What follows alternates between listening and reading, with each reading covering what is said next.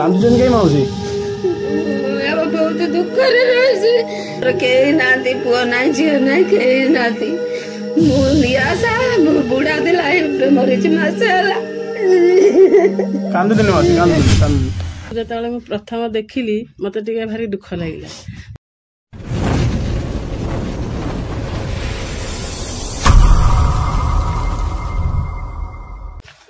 ଆଜି ମୁଁ ଅଛି କଙ୍ଗାଦୁରପୁର ପଞ୍ଚାୟତର ନୂଆ ଗାଁରେ। ସେଠି ଜଣେ ଅଛନ୍ତି ଦଳିତ ଅବଳିତ ନିଷ୍ପେଷିତ ଜଣେ ମାଉସୀ ଅଛନ୍ତି। ତାଙ୍କର କେହି ବି ନାହାନ୍ତି, ଏକା ଅଛନ୍ତି। ରୋଷେଇ ଗଣ୍ଡେ କରି ଖାଉଛନ୍ତି, ମାଗି ଯାଚି ଚଳୁଛନ୍ତି। ଦେଖିପାରୁଥିବେ ତାଙ୍କ ଘରର ଅବସ୍ଥା। ମୁଁ ଆଜି ଆସିଛି ବାଧ୍ୟ ହେଇକି ଯେ ସେଭଳିଆ ଜଣେ ମାଉସୀକୁ ଦେଖା କରିବା ପାଇଁ। ସେ ଅନେଇ ବସିଛନ୍ତି ହିମାଂଶୁ ଶେଖର ସାହୁଙ୍କ ବାଟକୁ। ଆସନ୍ତୁ ତାଙ୍କ ସହିତ କିଛି କଥା ହେବା, କେମିତି ଚଳୁଛନ୍ତି, କଣ କରୁଛନ୍ତି ତା ବିଷୟରେ ଜାଣିବା। ନମସ୍କାର। କାନ୍ଦୁଛନ୍ତି କାଇଁ ମାଉସୀ? ବହୁତ ଦୁଃଖରେ ରହିଛି। ମୋର କେହି ନାହାନ୍ତି, ପୁଅ ନାହିଁ, ଝିଅ ନାହିଁ, କେହି ନାହାନ୍ତି। ମୁଁ ନିଆଶା ବୁଢା ଥିଲା, ଏବେ ମରିଛି ମାସେ ହେଲା। କାନ୍ଦୁଛନ୍ତି ମାଉସୀ, କାନ୍ଦୁଛନ୍ତି। ଆପଣ ପୁଅ ଝିଅ କେହି ବି ନାହାନ୍ତି? ନା। ଆପଣଙ୍କ ମାନେ ଏଇ ଜାଗାଟାର ପଟ୍ଟା ଅଛି ନା ପଟ୍ଟା ନାହିଁ? ପଟ୍ଟା ନାହିଁ। ଏଟା ଅନାବଧିରେ ଆପଣ ରହିଛନ୍ତି? ପଟ୍ଟା ଜାଗା ଆପଣ ନଥିଲା? ନା, ବିଲକୁଲ ମୋର କିଛି ନାହିଁ। ଏଟା କେତେ ଦିନ ହେଲାଣି ଏଠି ରହିଲେଣି? ଏଠି 20 ବର୍ଷ ହେଇଗଲାଣି। ଭଡାରେ ରହୁଥିଲି। ତଥାପି 45 ଭିତରେ ମୁଁ ରହିଲିଣି। 45 ଭିତରେ? ରାସନ କାର୍ଡ ଅଛି? ରାସନ କାର୍ଡ ଚାଉଳ ପାଉଛନ୍ତି? 5 କିଲୋ ହେଇଯାଉଛି? ନା। ଆଉ କଣ କରୁଛନ୍ତି ଆପଣ? କିଛି ମୁଁ କରିପାରିବିନି। ହାର୍ଟ ପେସେଣ୍ଟ, ଆଉ କିଡନୀ ନଷ୍ଟ ମୋର ଅଛି। ମୁଁ ମେଡିସିନ ବି ଖାଇବା ପାଉନି। ଏଇଆ।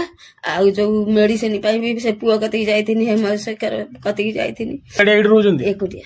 ଆଉ କିଛି ସାହାରା ନାହିଁ ଆପଣଙ୍କର? କଣ ଚାହୁଁଛନ୍ତି ଆପଣ? ତମେ ଯାହା କହିବ, ମୁଁ କଣ କହିବି? କଣ ଚାହୁଁଛନ୍ତି ପୁଣି ଆପଣ ସରକାରଠୁ? କଣ ଚାହୁଁଥିବେ? ମାସକୁ ମତେ କିଛି ସାହାଯ୍ୟ କରିବେ, ଯେମିତି ଚଳିମି। ଚଳିବେ? କାମ କଣ କରନ୍ତି ଆପଣ? ମୁଁ କିଛି କାମ କରିପାରିବିନି। ହାର୍ଟ ପେସେଣ୍ଟ, ଥଣ୍ଡା ଧରିବ। କିଛି କାମ କରିପାରୁନାହାନ୍ତି? ନା। ତ ଲିକୁ ଭାଇକି ଆପଣ କଣ କହିବେ? ଏଇଆ, ମତେ ଗୋଟେ ଚାଉଳ କରେଇ ଦିଅ, ଆଉ ଖଣ୍ଡେ ଘରଟା ମୋର ପାଣି ବହୁଛି ସବୁଆଡେ, ଘର ଖଣ୍ଡେ ଦିଅ। ଘର ଖଣ୍ଡେ ତ ଏଠି ଜାଗାରେ ପଟ୍ଟା ନାହିଁ, କେମିତି ଘର ହବ? ଭୂମିହୀନ ଲୋକ। କିଛି କହିବେ?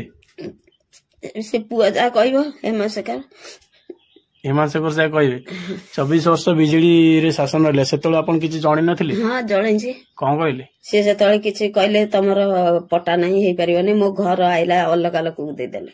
ଆପଣଙ୍କ ଘର ଆଇଲା, ଅଲଗା ଲୋକକୁ ଦେଇଦେଲେ, ପଟ୍ଟା ନାହିଁ, ହେଇପାରିବନି, ଏହା କହିଲେ। ଆପଣ ଏବେ ଚାହୁଁଛନ୍ତି ମତେ ଗୋଟେ ଭଲ ଘର ମିଳୁ? ଆଚ୍ଛା। ଆପଣ ଖଣ୍ଡେ ଆଉ ଖଣ୍ଡେ ପଟ୍ଟା ଜାଗା କରେଇ ଦିଅ ଟିକେ, ଏତିକି। ତ ଚାଉଳ ତ ମିଳିଲେ, ଆପଣ ଆଉ ଅନ୍ୟ ଜିନିଷ କେମିତି କଣ ଖାଇକି, କେମିତି କଣ କରି ଖାଇବେ? ତମେ ମାନେ ସାହାଯ୍ୟ କରିବେ। ସିଏ ସାହାଯ୍ୟ କରିବେ? ଏଠି କେତେ ଦିନ ହେଲାଣି ରହିଲେଣି? ଏଠି 20 ବର୍ଷ ହେଇଗଲା। 20 ବର୍ଷ ହେଲାଣି। କିନ୍ତୁ ଏଠି ଆପଣ କିଛି ସାହାଯ୍ୟ କିଛି ମିଳିନି ମତେ। ପାଣି କେମିତି କଣ? ପାଣି ନାହିଁ। ଆ ଦ୍ୱାରା ତା ଦ୍ୱାରା ଗରା ବାଲ୍ଟି ନେଇକି ଆଣିକି ଆସୁଛି। ଗରା ବାଲ୍ଟି ନେଇକି ଆସୁଛି। ଆପଣଙ୍କର ଶ୍ୱଶୁର କୋଉଠି? ଶ୍ୱଶୁର ଘରର ମୋର କିଛି ନାହିଁ। ଶ୍ୱଶୁର କିଛି ନାହିଁ? ମୋ ସ୍ୱାମୀ ଡବଲ ମ୍ୟାରେଜ କରିଥିଲା, ସେଥିରେ ସିଏ ଅଲଗା ହେଇଗଲା। ଏଇ ଗୋଟିଏ ବଖରାରେ ଆମେ ତ ରହୁଛନ୍ତି ଆପଣ? କରେଣ୍ଟ ଆସୁଛି ନା? ଲାଇନ ବିଲ୍ ଦଉଛି। ଲାଇନ ବିଲ୍ ଆସୁଛ? କେମିତି ଦଉଛ ପଇସା? ଏଇ ମାଗି ଯାଉଛି, ଆଣିକି ଦଉଛି। ଯୋଉ ଯାହା ଘରକୁ ଯାଉଛି କହୁଛି, ଖାଇବାକୁ ଦଉଛନ୍ତି ପଇସା 150 ଏମିତି ଦଉଛନ୍ତି। ମୁଁ ଆଣିକି ଆଉଛି, ସେଇଆକୁ ଦଉଛି। ଗୁଣ୍ଡି ଖାଇବ, ମୁଁ ପଇସା ପାଉନି, ମାଗିକିନି ଖାଉଛି। ସତ କଥା କହୁଛି।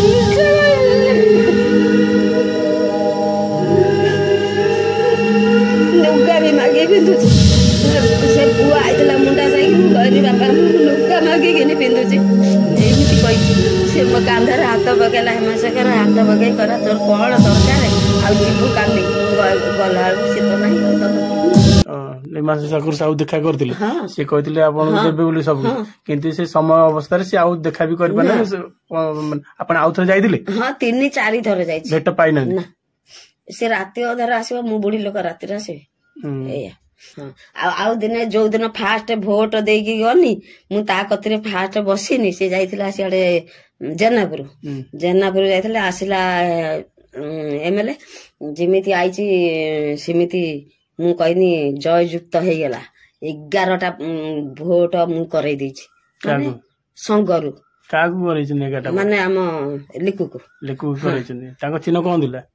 ବାଲ୍ଟି ଚିହ୍ନ ଭୋଟ ଦେଇଥିଲେ ନାଇଁ? ଆଉ ମୁଁ ବାଲ୍ଟି ଚିହ୍ନ ଧିନ୍ଦାବାଦ କରିକି ସବୁଆଡେ ଅପର ହେଇଛି। ହଁ ମୁଁ ସମସ୍ତେ ଏଇଠି ଯୋଉ ତାଙ୍କ ବିବାଦୀ ଲୋକ ସିଏ ମତେ ବହୁତ ଶୋଧିଛନ୍ତି ହେଲା, ପୁଅ ଜିତିବ ବୋଲି। ମୋ ପୁଅ ଜିତିବ, ଆସିବରେ ଆସିବ, ପୁଅ ଜିତିବ, ହେଇ ଜିତିଲା ରେ ଜିତିଲା, ପୁଅ ମୋର ଜିତିଲା। ମୁଁ ଏଇଭଳିଆ ତାଳି ମାରି ନାଚ କରିକିନି କରେ ହେଲା। ଅପେକ୍ଷା କରୁଛନ୍ତି? ହଁ ଅପେକ୍ଷା କରି ତା ପାଖକୁ ଯାଇଥିଲି ଭୋଟ ଦେଇକିନି। ଯାଇଥିଲି 500 ଟଙ୍କା ବାହାର କରି ଗୋଟେ ଖନାକୁ ଦେଲା। ମୁଁ କହିଲି ମୋର ପଇସା ଦରକାର ନାହିଁ, ଏଇଖା ତୁ ଜିତି ସାରେ ହେଲା। ଜିତିଲା, ଭୋଟ ପାଇଲା ଯୋଉଦିନ ମୁଁ ସେଦିନ ଚାରିଆଡେ ବୁଲିଛି। ନାକପୋଲ, ଗଙ୍ଗାଧରପୁର ପଞ୍ଚାୟତ, ଆମ ଇଏ ପଣ୍ଡୁଆ ବୁଲିଛି, ଘର ଘରକା ବୁଲିଛି। ତା ସ୍ତ୍ରୀ ଆସିଥିଲେ, ମା ଆଇଥିଲେ, ମୁଁ ତାଙ୍କୁ ବି କହିଛି ମୋର ଦେଖ ମୁଁ ନେଇ ଆସିଲି, ମୋର ଆଶ୍ର କିଛି ନାହିଁ। ବୁଢାଟା ଥିଲା, ହେଇ ବୁଢା ମରିଗଲା, ମୁଁ ଖାଇବାକୁ ପାଉନି। କେମିତି ମଉସା କେମିତି ହାର୍ଟଚୋକ ହେଇଗଲା। ମଉସା କଣ କରୁଥିଲେ? କଣ ମଉସା ଏଇ କାମ କରନ୍ତି, ବୁଢା ଲୋକ ତ, ବେପାର କରୁଥିଲେ, ବେପାର ବି ବନ୍ଦ ହେଇଗଲା। ଆଉ ଖାଇବାକୁ ପାଇଲୁନୁ। ସେ ବୁଢାର ରୋଗ, ମୋର ବି ରୋଗ। ଆପଣ ଅପେକ୍ଷା କରୁଛନ୍ତି? ଅପେକ୍ଷା କରିଛି ବୋଲିକିନି ଆଜି ଯାକ ସବୁବେଳେ ଅପେକ୍ଷାରେ ରହିଛି। ସମସ୍ତେ କହୁଛନ୍ତି ଲିଖୁ କତିକି ଗଲୁନି, ତୋ ପୁଅ ବାଜିଥିଲା, ତୋ ପୁଅ ବାଜିଥିଲା, ଏଇଆ କହୁଛନ୍ତି। ଲିଖୁ ଆସିବେ?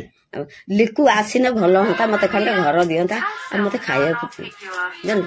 ଏଇ ନୁଗା ହେଇ ଦେଇଛି ଅନାନୀ, ଏଇ ଝିଅ ଦେଇଛି, ଏଇ ନୁଗା ହେଇ ଦେଖେଇ ଦେଇଛି। ମୁଁ ତାକୁ ବି ଦେଖେଇଛି, ନୁଗା ମାଗି ପିନ୍ଧୁଛି। ଏ ଚୁଡ଼ି ଦିପଟ ବି ହେଇ ସିଏ ଦେଲା, ମୁଁ ଖାଲି ହାତ କରିଥିଲି ହେଲା। ସବୁ ଦେଇଛି। ଆଉ କିନ୍ତୁ ସମସ୍ତେ ସାହାଯ୍ୟ କରୁଛନ୍ତି, କିଏ ସାବୁନ ଖଣ୍ଡେ, କିଏ ତେଲ ଖଣ୍ଡେ, ଏଇଆ ସବୁ ଦଉଛନ୍ତି। ମୁଁ ସେଇଆକୁ ଲଗଉଛି, ଲୁଗା ସଫା କରିବାକୁ ପାଉନି।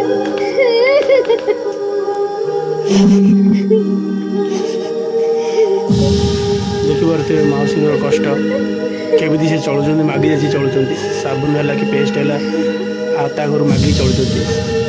ରାସନ କାର୍ଡ ଅଛି, 5 କିଲୋ ଚାଉଳ ମିଳୁଛି। 5 କିଲୋ ଚାଉଳରେ କଣ ସେ ମାସ ସାରା ଖାଇପାରିବେ? ଦିଲ୍ଲୀରୁ କହିଲି କରେଇଦେନି ଗୋଟେ ଚାଉଳ, ଦିଲ୍ଲୀର କହିଲା ତମେ ଏମଲକୁ କହୁନ ତମ ପୁଅକୁ, ଯାଇକିରି ପୁଅକୁ କୁହ ଦବ। ମୁଁ ମୋ ପୁଅ କତିକି ମୁଁ ଯାଉଛି, ଭେଟ ପାଉନି, ମୋ ପୁଅ ଦବ ନା। ଆଉ ଏଇଆ କହିଥିଲି, କହିକିରି ଯାଉଛି। ସମସ୍ତେ କହୁଛନ୍ତି ଖାଲି ତୋ ପୁଅ ମାନେ ଇଏ ଯୋଉ ବାହାରି ଆସିଛି ତ, ସେଇଥିପାଇଁ ସମସ୍ତେ କାଉଆ, ସେ ଦାମରାଇ ସମସ୍ତେ କହୁଛନ୍ତି ତୋ ପୁଅ ବାଜିଛି, ଦବନି କି, ଏଇଆ କହୁଛନ୍ତି। ଟିକେ ଅବଦାନ ରହିଛି ହିମାଂଶୁ ଶେଖର ପାଖରେ, ଯେ ମୋ ପୁଅକୁ ମୁଁ ଜିତେଇଛି, ମୋ ପୁଅ ଆସିକି ମତେ ସାହାଯ୍ୟ କରିବ, ଏଇ କଷ୍ଟରୁ ମତେ ଉଦ୍ଧାର କରିବ। ପଟା ନାହିଁ, ଘର ମିଳିପାରୁନାହିଁ, ଖଟିବା ପାଇଁ କି ପାଖରେ ଲୋକ ନାହାନ୍ତି, ପାଖରେ କେହି ତାଙ୍କର ସାହାରା ନାହାନ୍ତି, ପୁଅ ଝିଅ ମଉସା କେହି ବି ନାହାନ୍ତି। ପେଷ୍ଟ ହେଲା କି ସାବୁନଟେ ହେଲା କି କିଛି ବି ହେଲା, ଯାହା ଘରୁ ତାହାର ମାଗିକି ଚଳିବାକୁ ପଡୁଛି। ଏତିକି ସରଫ ଆଣି ମାଗିକିନି ସଫା କରୁଛି। ସତ କହୁଛି, ମିଛ କଥା କହିବି, ମୋ ଘରେ କିଛି ନାହିଁ, ଦେଖିବୁ ଚାଲ।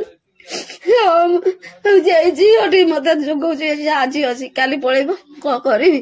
ଏଇଆ ହଉଛି, ମୋ ପୁଅକୁ ଧରିଛି, ବାପା ଲୋ ତୁ ଯେମିତି କରିବୁ, ମୁଁ ସତ କଥା ତତେ କହୁଛି। କଣ ଆପଣ ଲିପାରାଣୀ ଜେନା। ମାଉସୀ କଣ କେମିତି ଚିହ୍ନିଛନ୍ତି ଆପଣ? ମୁଁ ଏଇଠି ଭଡା ରହୁଛି। ତାଙ୍କୁ ଯେତେବେଳେ ମୁଁ ପ୍ରଥମ ଦେଖିଲି ମତେ ଟିକେ ଭାରି ଦୁଃଖ ଲାଗିଲା। ତାପରେ ମୁଁ ମାଉସୀ ସବୁ କଥା ପଚାରିକି ତା ଘରକୁ ଆସିଲି। ଆସିଲା ପରେ ଦେଖିଲି ମଉସା ସେତେବେଳେ ତାଙ୍କ ଦେହ ପୁରା ଖରାପ ଥିଲା, ସେ ପଡ଼ିଥିଲେ। ମୁଁ ଆସିକି ତାଙ୍କୁ ଭଲ ମନ୍ଦ ସବୁ ଦେଇକି ଯାଏ ମଉସାଙ୍କୁ। ତାପରେ ମୋ ଶ୍ୱଶୁର ଏକ୍ସପାୟାର କରିଗଲେ, ମୁଁ ଘରେ ଥିଲି। ମଉସା ରାତିରେ ଡେଥ୍ ହେଇଗଲେ, ମେଡିକାଲ ନେଇକି ଯାଉଥିଲେ, ବାଟରେ ତାଙ୍କର ଡେଥ୍ ହେଇଗଲା। ତାପରେ ବହୁତ ରାତି ହେଇଯାଇଥିଲା, ମାଉସୀ ମତେ ଫୋନ କରିଥିଲେ, ମୁଁ ଆଉ ରାତିରେ ଆସିପାରିଲିନି, ସକାଳୁ ଆସିକି ତାଙ୍କୁ ଦେଖା କରିଥିଲି। ତାପରେ ତାଙ୍କୁ ଯାହା ସାହାଯ୍ୟ କରିବା କଥା ମୁଁ କରିଥିଲି।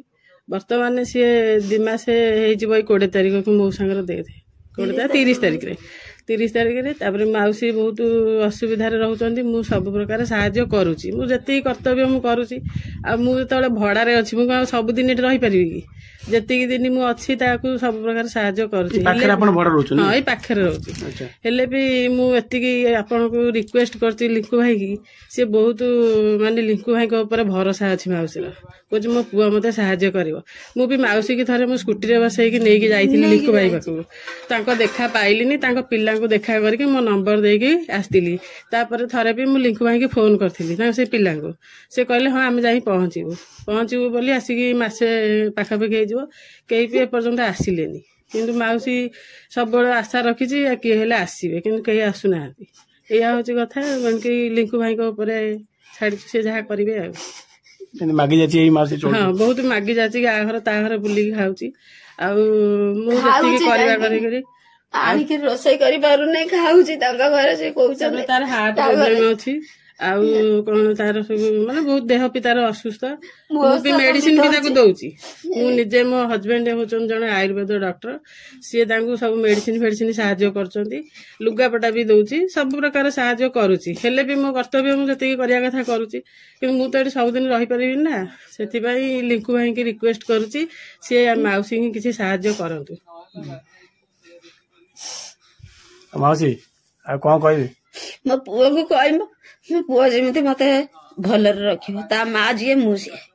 ମୁଁ ଏତିକି ମୋ ପୁଅ ବୋଲିକିନି ମୁଁ କିଛି ବେଳୁରୁ ସେ ଯୋଉ ଅଜୟ ଆଇଥିଲା ସାହୁ ଭୋଟ ନବା ପାଇଁ ଦବାକୁ ଚିରୁକୁଟି, ମୁଁ ତାକୁ କହିନି ଜିତିବରେ ଜିତିବ, ଲିକୁ ଜିତିବ, ଆସିବରେ ଆସିବ, ପୁଅ ମୋର ଆସିବ।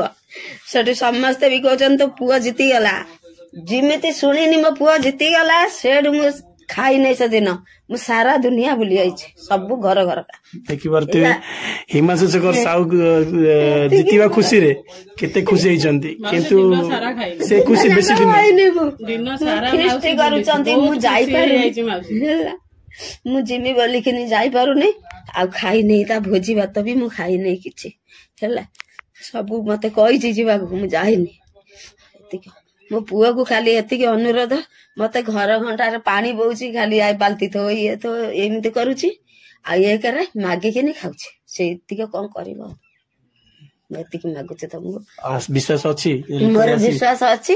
ଘରକୁ ଯାଇଥାନ୍ତି ମା କତିକି, ମୁଁ ମା କତିକି ଯାଇଥାନ୍ତି, କହିଥାନ୍ତି, ଆଉ ଯାଇପାରୁନି ବୋଲିକିନି ଚାଲି ଚାଲି ଯିବ। ଲିକୁ ଭାଇ ସବୁବେଳେ ଦଳିତ ଅବଳିତ ନିଷ୍ପେଷିତ ଲୋକଙ୍କୁ ସେ ସାହାଯ୍ୟ କରିଆସିଛନ୍ତି। ଆଉ ଆଗରୁ ସେ ସାହାଯ୍ୟ କରିଛି ମୁଣ୍ଡା ସାରେ ସବୁ ଆଣିକି, ମୁଁ ସେତେବେଳେ ବି ଯାଇନି, ମାଗିନି ତାକୁ ହେଲା। ବିଶ୍ୱାସ ଭରସା ଅଛି ଲିକୁ ଭାଇ ଆସି ତମକୁ ସାହାଯ୍ୟ କରିବେ? ହଁ ନିହାତି ଅଛି। ହଁ ଅଛି, ଦେଖିପାରୁଥିବେ ମୋର ବିଶ୍ୱାସ ଅଛି। ନିହାତି ଆସିବେ। ହଁ, ବାଟକୁ ଅନେଇ ବସିଛନ୍ତି ଲିକୁ ଭାଇଙ୍କ ବାଟକୁ। ତ ମୁଁ ଧର୍ମଶାଳାର ବିଧାୟକ ଶ୍ରୀଯୁକ୍ତ ହିମାଂଶୁ ଶେଖର ସାହୁଙ୍କୁ ଅନୁରୋଧ କରୁଛି, ଏଇ ମାଉସୀର କିଛି ଦୁଃଖ ବୁଝନ୍ତୁ। ଆପଣଙ୍କ ଜିତିବା ଆଶାରେ ସେ କେତେ ନାଇଁ କଣ କରିଯାଇଛନ୍ତି, ଉପାସ ରହିକି ସମସ୍ତେ ଘର ଘର ବୁଲିକି ସମସ୍ତେ ଭୋଟ ମାଗିଛନ୍ତି। ତ ସେଇ ଆଶା ରଖିଛନ୍ତି ବିଜେଡି ଯୋଉ 24 ବର୍ଷ କିଛି କରିପାରିଲାନି ତାଙ୍କ ପାଇଁ କରିବ। ମୁଁ ଏଇଆ ସବୁବେଳେ ରଖିଛି, ମୋ ପୁଅ କରିବ। ମୋ ପୁଅ ଆସୁ, ଖାଲି ଗୋଟେ ଲୋକ କଣ ଖାଉଥିବ 25 ବର୍ଷ ଧରି, ଆଉ ମୋ ନୂଆ ହେବେନି, କିନ୍ତୁ ନୂଆ ଆସିନା ମୋ ପୁଅ କରିବ ସବୁ। ଅନ୍ଧାରରେ ରହିଛି, ଆଲୁଅ ବି ଦବ ମୋ ପୁଅ, ସବୁ କିଛି ଦେବେ ବିଶ୍ୱାସ ରଖିଛନ୍ତି। ତ ଏଇ ବିଶ୍ୱାସ ସବୁବେଳେ ମାଉସୀର ଥାଉ।